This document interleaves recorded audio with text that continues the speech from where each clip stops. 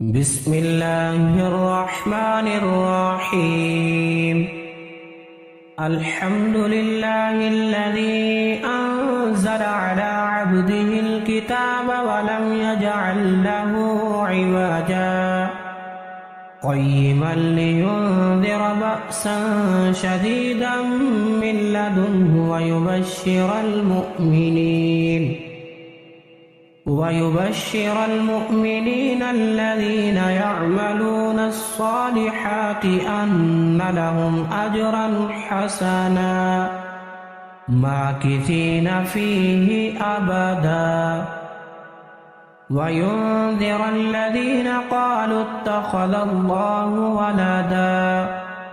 ما لهم به من علم ولا لآبائهم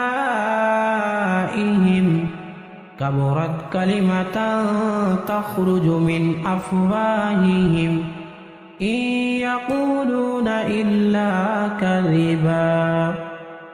فلعلك باخع نفسك على آثارهم إن لم يؤمنوا بهذا الحديث أسفا إنا جعلنا ما على الأرض زينة لها لنبلوهم أيهم أحسن عملا وإنا لجاعلون ما عليها صعيدا جرزا أم حسبت أن أصحاب الكهف والرقيم كانوا من آياتنا عجبا إذ أوى الفتية إلى الكهف فقالوا ربنا آتنا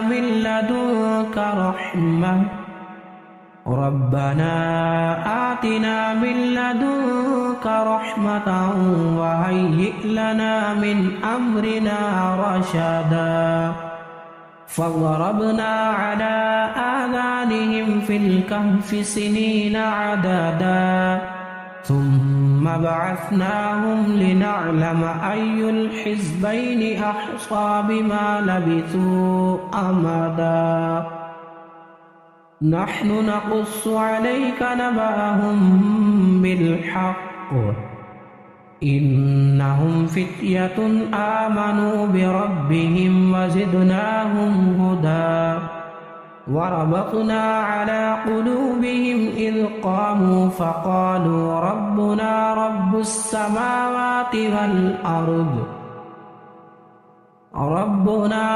السماوات والأرض لن ندعو من دونه إلها لقد قلنا إذا شططا هؤلاء قومنا اتخذوا من دونه آلهة لولا يأتون عليهم بسلطان بين فمن أظلم ممن افترى على الله كذبا وإذ اعتزلتموهم وما يعبدون إلا الله فأووا إلى الكهف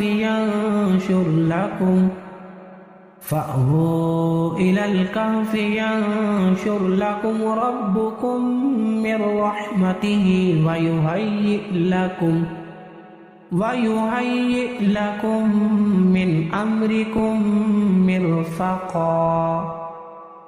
وترى الشمس إذا طلعت تزاور عن كهفهم ذات اليمين وإذا غربت تقرضهم ذات الشمال وهم في فجوة منه ذلك من آيات الله من يهد الله فهو المهتد ومن يضلل فلن تجد له وليا مرشدا وتحسبهم أيقاظا وهم رقود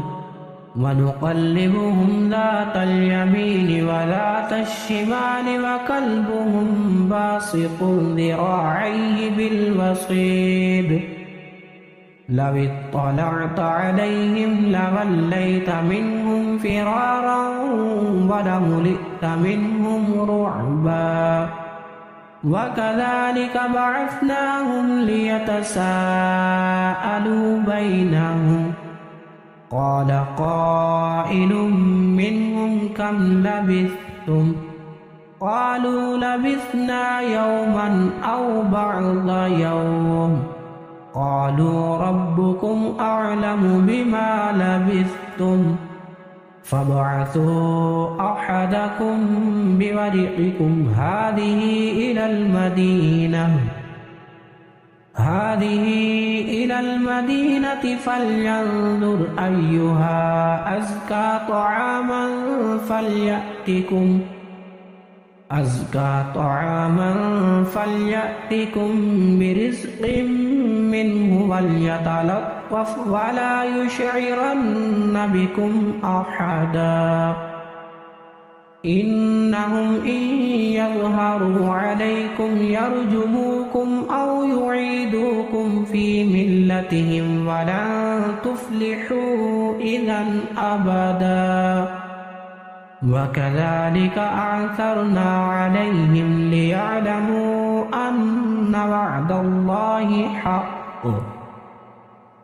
ليعلموا أن وعد الله حق وأن الساعة لا ريب فيها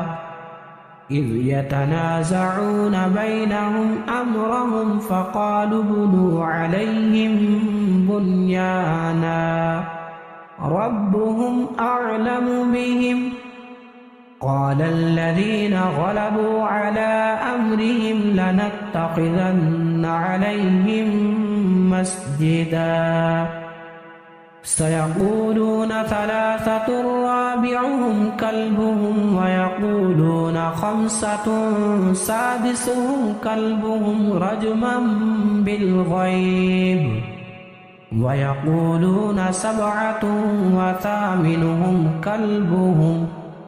قل ربي أعلم بعدتهم ما يعلمهم إلا قليل فلا تمار فيهم إلا مراء ظاهرا ولا تستفت فيهم منهم أحدا ولا تقولن لشيء إني فاعل ذلك غدا إلا أن يشاء الله واذكر ربك إذا نسيت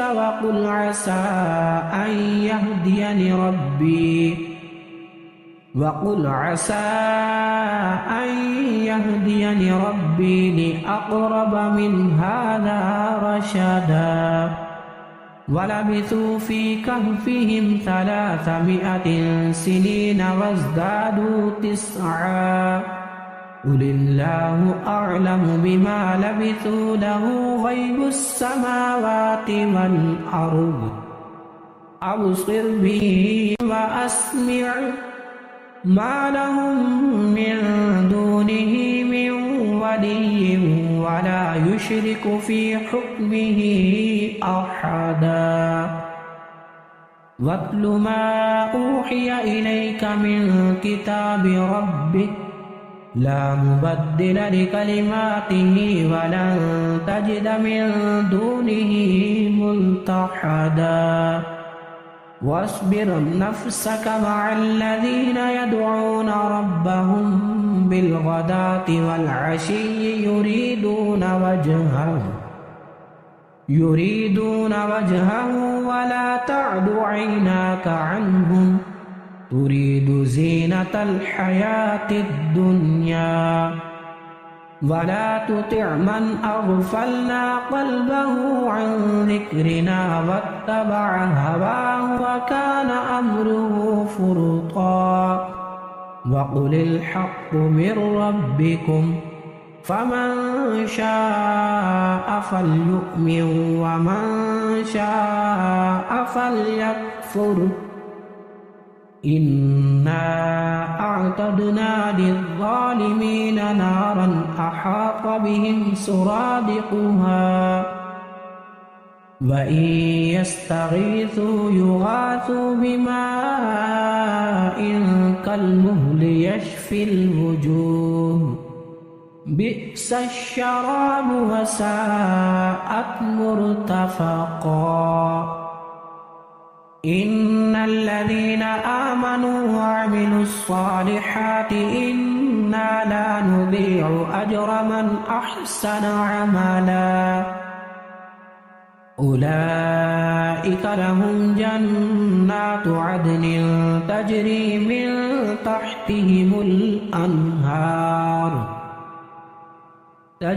من تحتهم الأنهار يحلون فيها من أساور من ذهب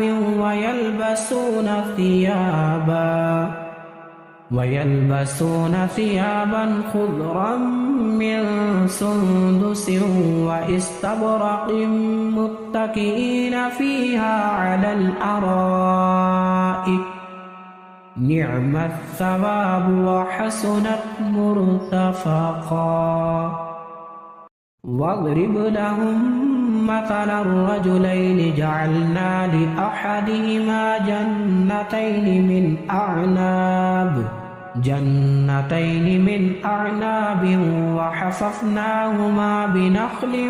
وجعلنا بينهما زرعا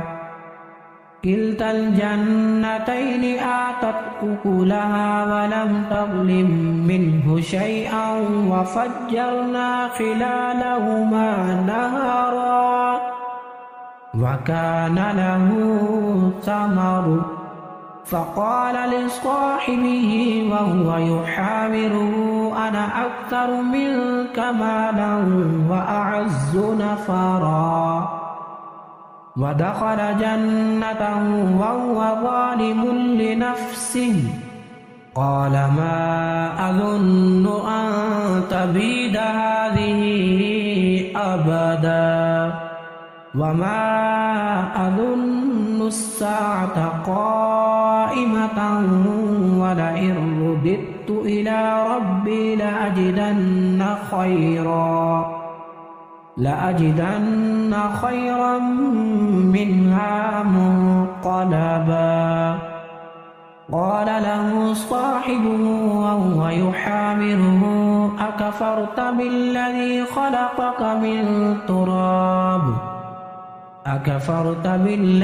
خلقك من تراب ثم من نطفة ثم سواك رجلا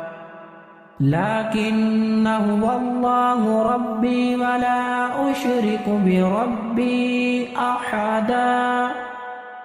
ولولا إذ دخلت جنتك قلت ما شاء الله لا قوة إلا بالله إن ترني أنا أقل منك مالا وولدا فعسى ربي أن يؤتيني خيرا من جنتك ويرسل عليها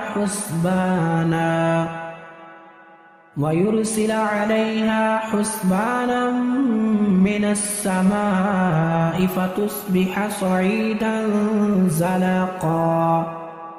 أو يصبح ماؤها غورا فلن تستطيع له طلبا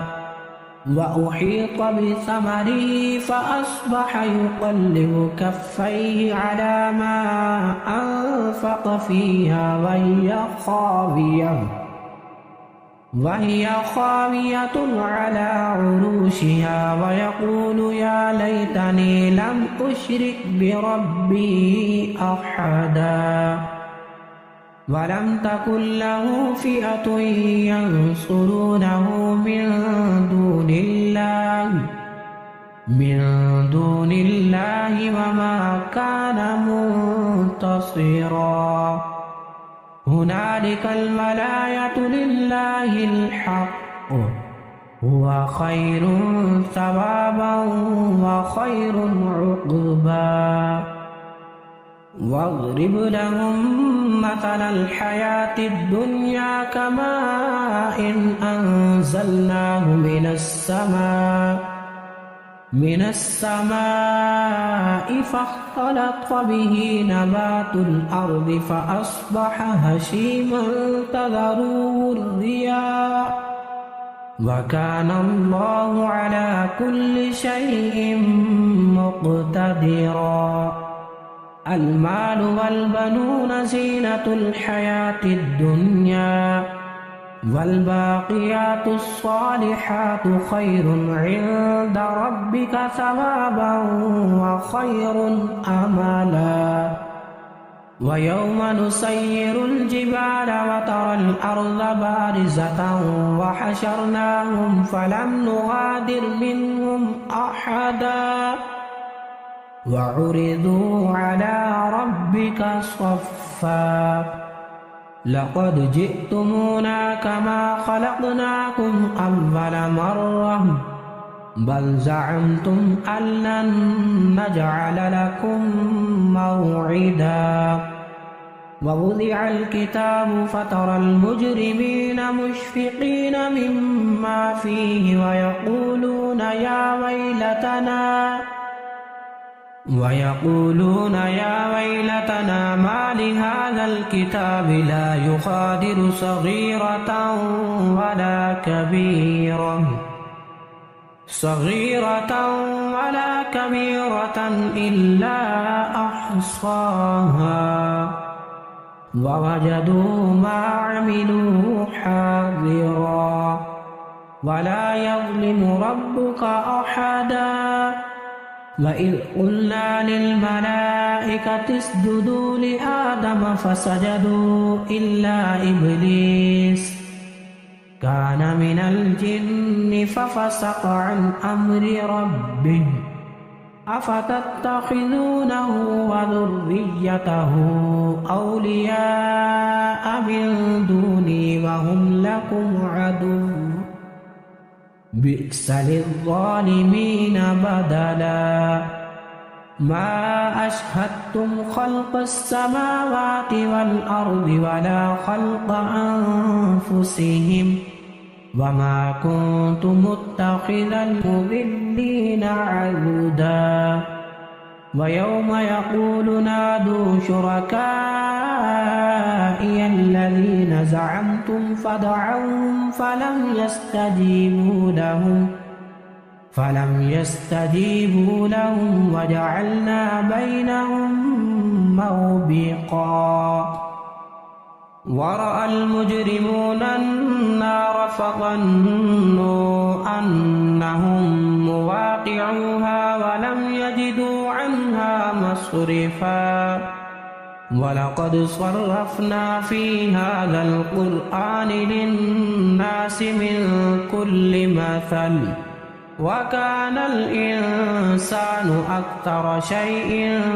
جدلا. وما منع الناس أن يؤمنوا إذ جاءهم الهدى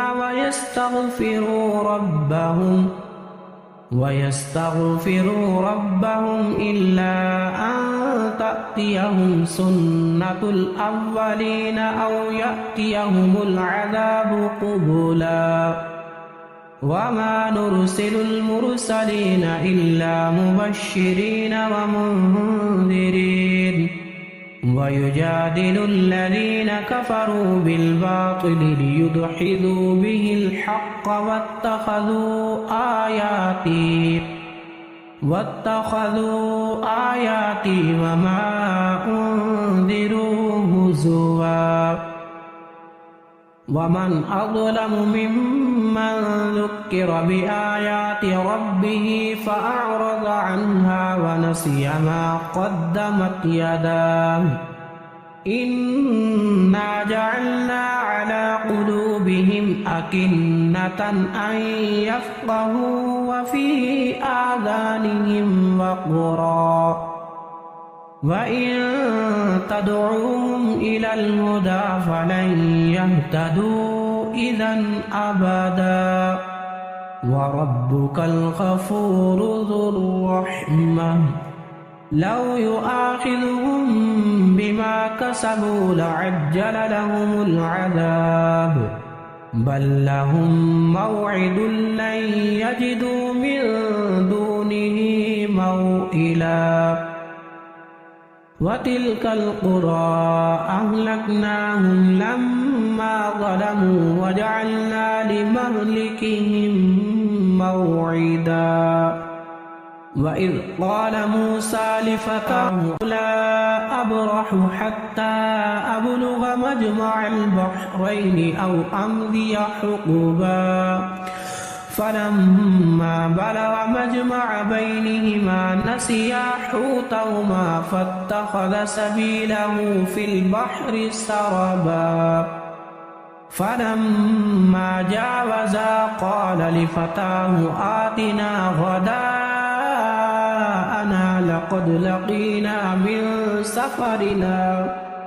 لقد لقينا من سفرنا هذا نصبا قال أرأيت إذ أوينا إلى الصخرة فإني نسيت الحوت وما أنسانيه إلا الشيطان أن أذكره واتخذ سبيله في البحر عجبا قال ذلك ما كنا نبغي فارتدا على آثارهما قصصا فوجدا عبدا من عبادنا آتيناه رحمة من عندنا وعلمناه من لدنا علما قال له موسى هل أتبعك على أن تعلمني مما علمت رشدا قال إنك لن تستطيع معي صبرا وكيف تصبر على ما لم تحط به خبرا قال ستجدني إن شاء الله صابرا ولا أعصي لك أمرا قال فإن اتبعتني فلا تسألني عن شيء حتى أحدث لك منه ذكرا فانطلقا حتى إذا ركبا في السفينة خرقها قال أخرقتها لتغرق أهلها لقد جئت شيئا إمرا قال ألم أقل إنك لن تستطيع معي صبرا قال لا تؤاخذني بما نسيت ولا ترهقني من أمري عسرا فانطلقا حتى إذا لقيا غلاما فقتله قال أقتلت نفسا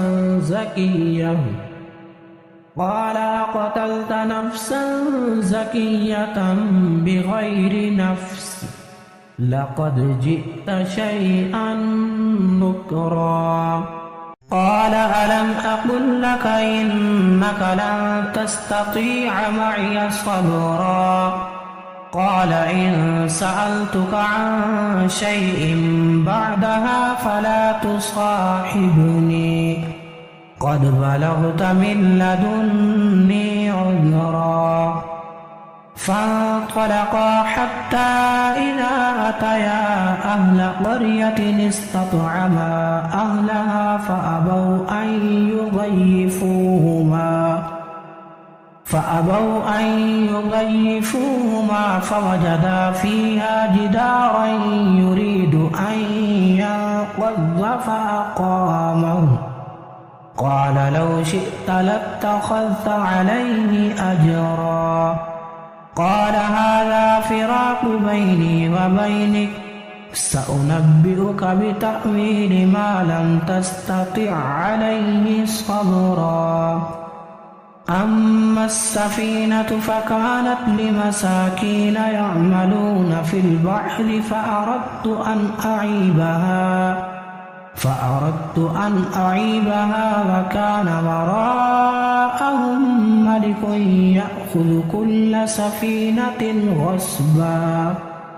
وأما الغلام فكان أبواه مؤمنين فخشينا أن يرهقهما طغيانا وكفرا فأردنا أن يبدلهما ربهما خيرا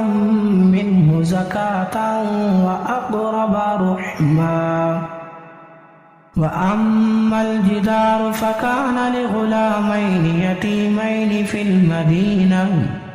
في المدينة وكان تحته كنز لهما وكان أبوهما صالحا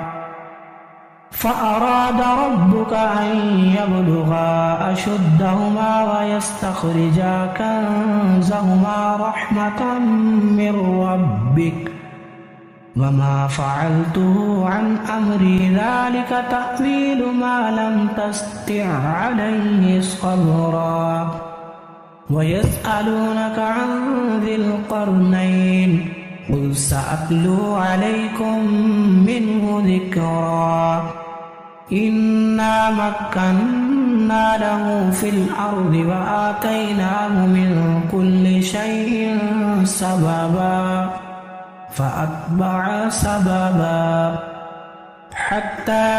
إذا بلغ مغرب الشمس وجدها تغرب في عين حمئة ووجد عندها قوما قلنا يا ذا القرنين إما أن تعذب وإما أن تتخذ فيهم حسنا. قال أما من ظلم فسوف نعذبه ثم يرد إلى ربه فيعذبه عذابا نكرا. وأما من آمن وعمل صالحا فله جزاء الحسنى وسنقول له من أمرنا يسرا. ثم أتبع سببا حتى إذا بلغ مطلع الشمس وجدها تطلع على قوم لم نجعل لهم من دونها سترا. كذلك وقد أحطنا بما لديه خبرا. ثم أتبع سببا حتى إذا بلغ بين السدين وجد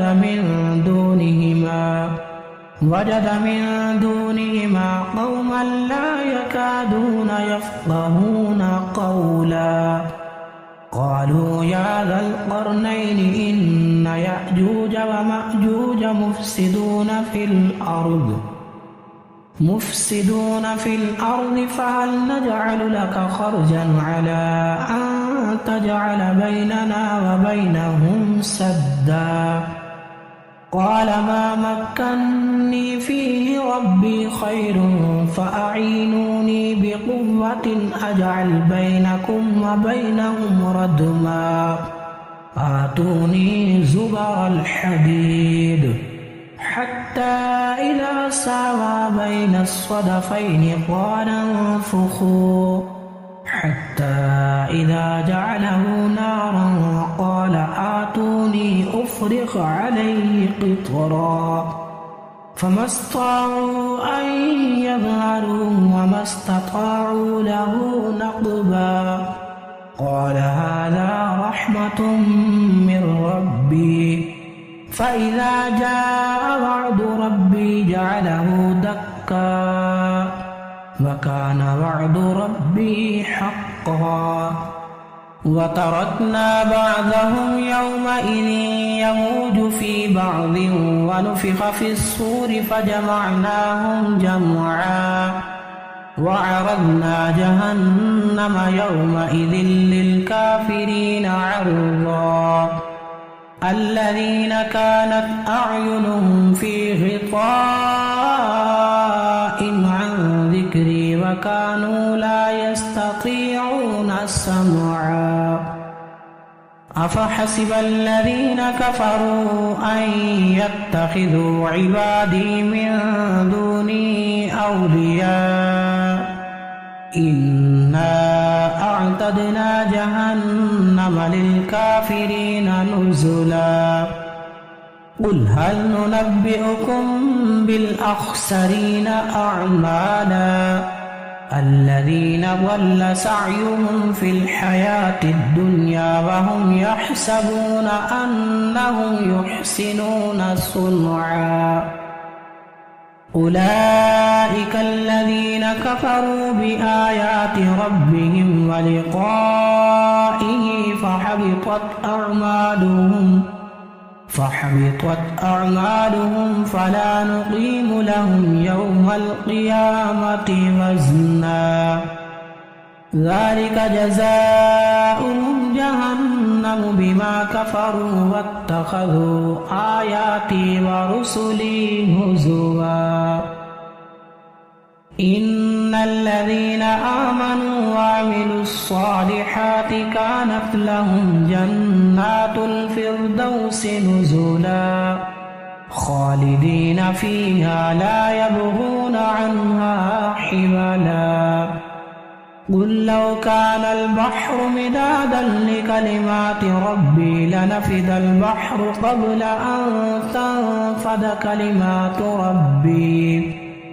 قبل أن تنفد كلمات ربي ولو جئنا بمثله مددا قل إنما أنا بشر مثلكم يوحى إلي أنما إلهكم إله واحد فمن كان يرجو لقاء ربه فليعمل عملا